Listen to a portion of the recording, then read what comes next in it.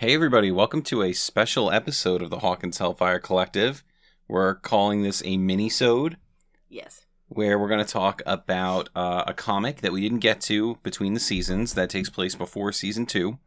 And we're going to talk a little bit about Stranger Things Day. Yes, because Stranger Things Day just happened on this. Sorry. I'm kind of getting over a cold, so I'm like, I don't want to germ up the microphone. Anyway, Stranger Things Day happened on November 6th, which is just this past Sunday. And we got a exciting little piece of information about season 5. So we will dive into that in a minute, but I'll let you get going on the Zombie Boys. Yeah. All right. So this book, another Stranger Things comic, again, we are supposed to take this as canon, because it doesn't contradict anything in the show, and they've basically shown us that if it doesn't contradict the show, you're good. And honestly, it works with the show. Like you could put what happens in the comics like into the show as like a little side story. Yeah, you know. The only major issue is that it introduces a new character who doesn't actually show up in the show. Yeah, but he would fit in if they did. Very much so, yeah. I almost kind of wish they introduced him at least to be a side character within the school to show that they have some kind of relationships with people outside of just their core friend group. Yeah. But long story short, this book focuses mostly around Will's trauma and which it seems like a lot of the books focus on Will. But it focuses on what Will is going through between seasons with seeing, flashes of the Upside Down and how it's kind of changing his personality. And, people can tell he's affected by it, but they don't really know what's going on with him.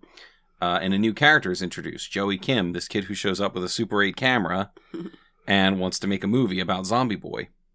Because he finds one of Will's drawings. So Will is literally drawing pictures of like what people have called him, and one of them is Zombie Boy. So he draws a picture of himself as a zombie, and this kid's like, "Yeah, I want to make a movie about this. Let's be zombies." Absolutely, and this kid is immediately likable because Lucas he makes friends with Lucas first, and they're talking about making this zombie movie, and he's like, "All right, but I don't want to just be the token black kid who dies."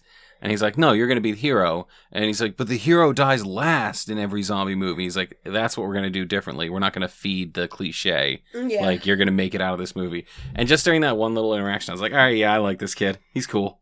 I'm on board." But I mean, long story short, they make their movie. They convince Will to go along with it.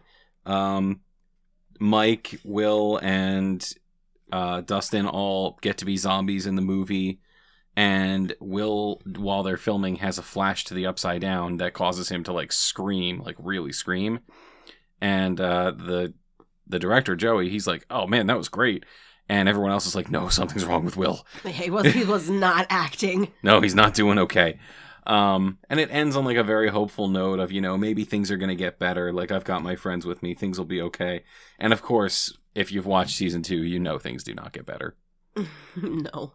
So, I mean, I thought it was a really cute book. It is cute. I mean, so far, all of the comics that I've read have been cute. None of them have struck me the way that, what was the one, the Upside Down? Yeah, the one that takes place during season 1. The one that takes place during season 1 with Will in the Upside Down, and you getting to see everything that he dealt with. After reading that I really wanted that to be real. I would have loved to have that as an actual episode. Yeah, absolutely.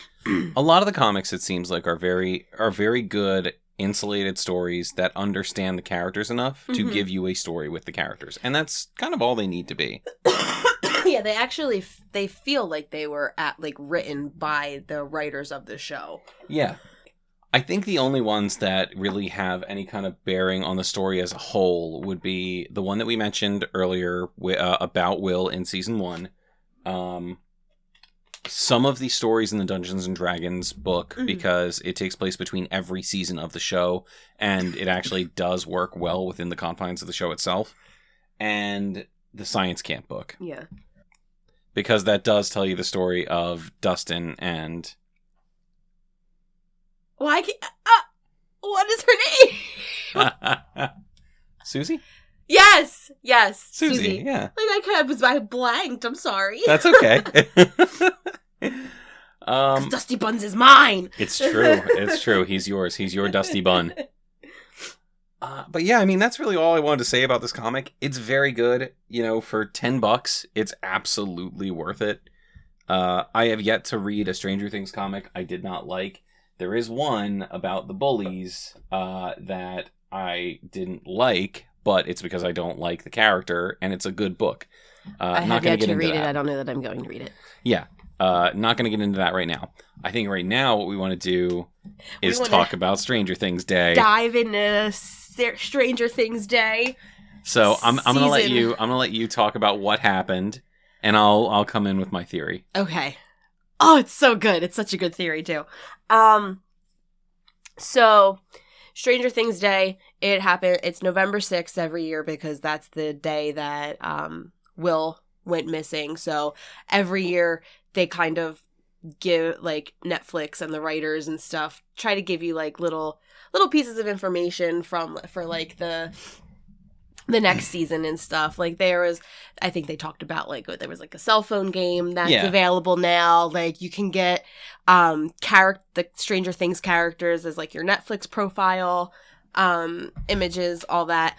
And the last thing that was revealed was an image of the script for the first episode of season 5, entitled The Crawl. And I saw that, and my immediate thought was Eddie, because that's always where my head goes. But it made sense, and then that's the first thing that you said too. Yep. Because I was like, it's called The Crawl, and you were like, is that real? And I was like, yeah, it's legit. This is on the Netflix Instagram. And I showed him the Instagram, and he was like, you know what this means, right? And I was like, what does it mean? And he was like, Eddie. And then he spewed off this beautiful theory that will hurt me in so many ways, but it's so good. So before we even get into the theory, like, the name of the episode, you just know that first shot of season 5, episode 1 is going to be Eddie opening his eyes on the ground. I need it. Now, the only other character I think the Crawl could refer to is Vecna, because both of them kind of end up on the ground. Vecna disappears, and I doubt he crawled away. So I think it's more likely that we're talking about Eddie here. Mm-hmm. I think even though before I talk about the theory, there was something else that happened on, was it Joe Quinn's Facebook page or his Twitter? Oh, what was that? You were on board. You saw that. Well, that was, I mean, supposedly he was his Facebook page was quote unquote hacked, but like there was a little video that was posted with a question mark, and the Stranger Things theme song came up, and then it was like immediately deleted, and it was like, sorry, our page was hacked. And I was like, this is suspicious. I don't think so. No. I think you knew things. And I have been saying since he started doing press after his character was dead, mind you. When he became wildly why popular. would you have an actor whose character died, who's not supposed to come back in the next season, doing all of this press for the show after the fact? Doesn't make sense. It's a little weird, right? And anytime he got asked about these things, he was always like, I don't know. But you look at him and it's like, I think you know something, sir. Well, especially because in the beginning he really did look like he had no idea. And like as time went on, it was like, oh, he was told something. He knows something. He definitely knows something. And then, like, I didn't tell you about this, but Millie Bobby Brown was doing press for Enola Holmes and got asked about the cast theory. And she was like, I like it. That's a really good theory. And she, like, had this, like, weird face on, too. It's like, what do you know, Millie? What do you know? All right. So we've kept our, one listener in suspense long enough. And it's probably one of our friends who I've already told, but it's fine. Yeah, exactly. But here's what I think is going to happen. We talked a lot about the idea of, or I'm not even sure if we've talked about it yet, but we've talked amongst ourselves about the fact that Stranger Things is very literal with its D&D interpretations when it uses them in the story. We've brought it up. We have. And in season 4, they mention Cass, who was kind of Vecna's right-hand man, who, if you know your D&D lore, rebelled against Vecna and attacked him. If you're playing The Curse of Vecna, I think in one of its iterations, he kills him. Yeah. I don't know if he kills him. No, he quote unquote kills him. Yeah. But the point is, Cass's sword is like a really powerful weapon, and it can be used to destroy Vecna. Point is, Cass was Vecna's general, and he turns on him to help the party. They mention Cass in season 4, and Eddie has a bunch of tattoos that lead you to believe, like, oh, maybe Eddie was going to be Cass. And that was the original theory, was that if we're going to bring Eddie back, Eddie's going to, be working for Vecna and rebel against Vecna. And to a certain extent, knowing that this episode is called The Crawl, and again, I am absolutely certain this is going to focus on Eddie. It wouldn't make any sense otherwise. That theory could still work. The idea that, Vecna could kind of, I guess, infect or take over Eddie the way he did other characters in previous seasons. He could end up being his general, and, there could be a big climactic moment in season 5 where Eddie turns around and, betrays Vecna somehow. Still totally plausible. But here's where I think this is going. It's slightly different. I think what's going to happen here is that Vecna is going to find Eddie. Mm-hmm. Vecna is incredibly beat up. We know that because not only do we see it happen, but Will told us at the end of the season, he's not dead. He's hurt. Severely injured. He's hurt, but he's not dead. I think that Vecna is going to literally use Eddie. I think Eddie will no longer be Eddie moving forward. Vecna is going to take his body. Mm-hmm. So essentially he is going to be a vessel for Vecna. Probably more in the way that Billy was for the Mind Flayer. For the Mind Flayer. The Mind Flayer in season 3. Mm-hmm. Where there was nothing of him in there until they broke the connection. Yeah. So less a thrall, more a vessel. Mm-hmm. With that said, who's Cass? The Duffers have said, as my wife keeps telling me, that Eddie's quote-unquote death is going to have major implications for Dustin in season 5. And I think the D&D, foreshadowing that we've gotten is that Eddie will become Vecna, more or less, and Dustin is going to be the one who has to bring him down. Or at least have a major part in bringing him down. So if Eddie is Vecna, that would make Dustin Cass. Which will hurt me to my core, but I think it's a fantastic theory. And the whole vessel situation, like I said to you the other day, it kind of plays with, isn't that what Jason was saying the whole time during season 4, that Eddie was a vessel for Satan because he was part of the D&D club. He made the Hellfire club and it's bad and blah, blah, blah. Well, this would make that an actual thing. This only happened though because you made it happen. Yeah. You made it so. I mean, then the only question is, was that foreshadowing or is it a retcon because of how popular Eddie got? Right. But if it's not a retcon and this was intentional from the beginning, that's some fantastic foreshadowing. Well, and honestly, it could work because in all of the interviews, they're always like, well, Eddie is dead. Eddie's not coming back. If this theory or any of it does come into fruition at all, Eddie would be dead. Yeah, Eddie wouldn't be coming back. Yep. It would be his body, but it wouldn't be Eddie. Yeah. And honestly, I'm okay with that because I would love to see Joe Quinn's range as an actor. Oh, I would love to see him play a villain. Bad. Oh, yeah. He could do it. He could absolutely do it. I absolutely think he could do it. Plus, think of how much opportunity that gives Dustin to just chew the scenery for an entire season. Right. And Gaten Matazzaro is one of the best actors on the show. Yeah. And I think that would really, really be able to play with, his range as an actor. Especially since... We did watch that movie. That's what I was going to bring up. That's what I was going to bring up. It was great. It was a great movie. And he turned out to be a little shit. And I was so upset with him. But it showed how good of an actor he is. Yeah, outside of Stranger Things. Outside of Stranger Things. So, like, I would love to see his range be stretched like that as Dustin. Yeah, like I would, me too. I would like. I don't want to see Dustin upset or hurt because Dustin is my little sweetie pie. But I would love to see how Dustin would react in that kind of a situation. We say it all the time. Dustin basically comes into the show as a character fully formed.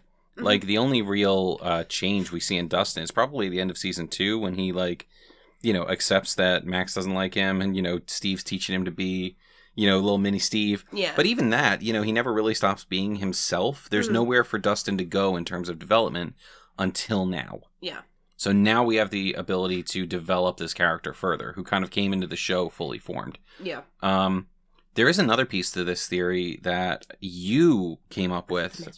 Yes. Okay, because I wanted to. Yeah. Touch So on that I want quick. you to get into that because I really like the idea of this. That not only have they been foreshadowing this with the show itself, but you've been so focused on the music that they choose for the show. Yeah. Go for it. So, it goes back to season 4 with Eddie playing Master of Puppets and the Upside Down, and literally the chorus goes, "Come crawling faster, obey your master," or something along those lines. And like, then they named it The Crawl, and you're gonna have this pivotal moment of season 4 with Master of Puppets and Crawling Faster, Obey Your Master, and title the first episode The Crawl. You can't tell me that they're not related in some way, shape, or form. Mm-hmm. And if it's literally just like, oh yeah, here's Eddie, he's crawling in the Upside Down, oop, we're gonna kill him at the end of this episode, that would be really, really shitty. Just imagine, like, just let me set this scene, because if it happens, I'm gonna come back and be like, yo, I called that. But let me set this scene, because this is like a play-by-play of how I think this could go down. We open the episode with Eddie waking up. Maybe he starts crawling towards the portal, trying to get through his own home, back through the trailer. Right. He gets to the stairs of the trailer, and Vecna shows up behind him, all beaten and bloodied and like charred.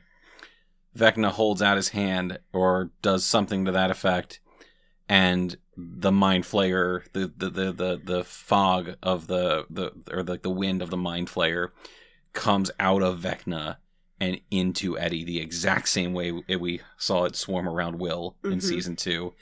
And then as you see Eddie's eyes go white the same way that Will's did, we cut to the season 5 intro. Yeah. I mean, I feel like that... I'm calling it now. If it has nothing to do with anything that we talked about, I will be completely blown away. Yeah. I will be...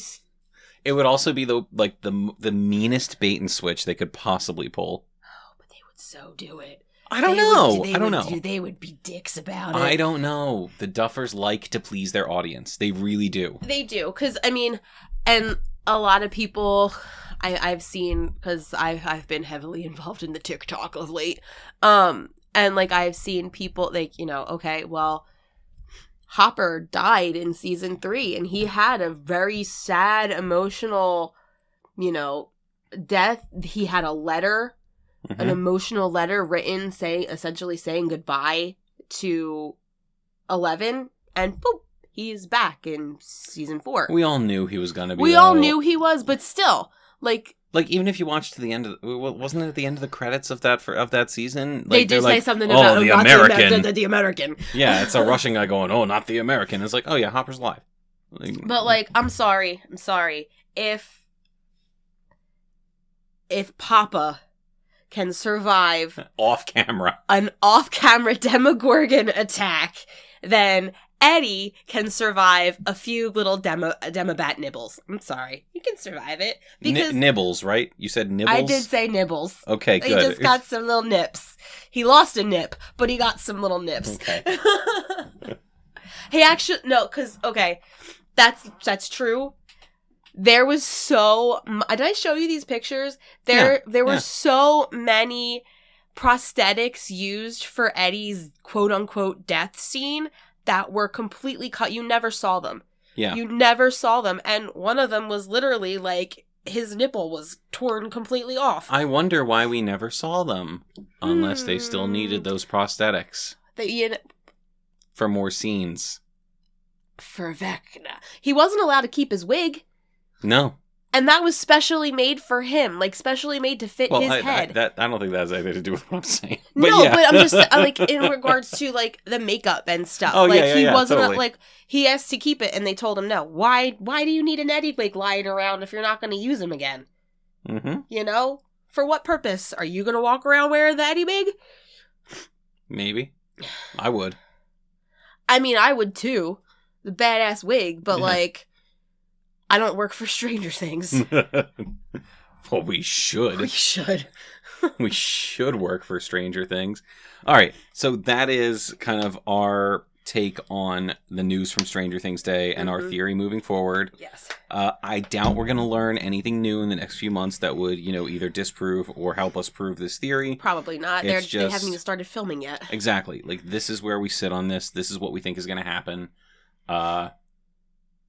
I'm so used to saying, like, let us know what you think in the comments from my YouTube channel that I want to say that. But follow us on Instagram. Follow us on Instagram. The handle is at Hawkins Hellfire Collective, just like the name of our show. Yeah.